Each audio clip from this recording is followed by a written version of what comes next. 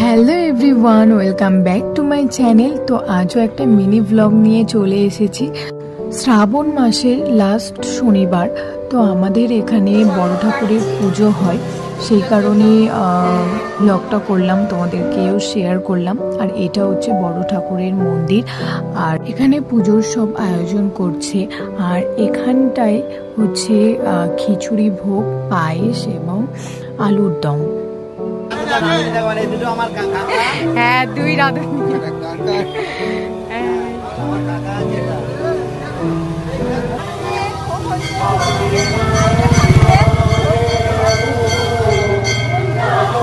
গরম তো, খুব গরম।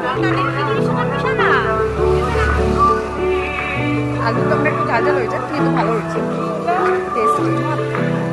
তো আমাদের এখানে পুজো, ওই কারণে আমরা অঞ্জলি টঞ্জলি দেবো না, কিন্তু একটু সাজগোজ করবো।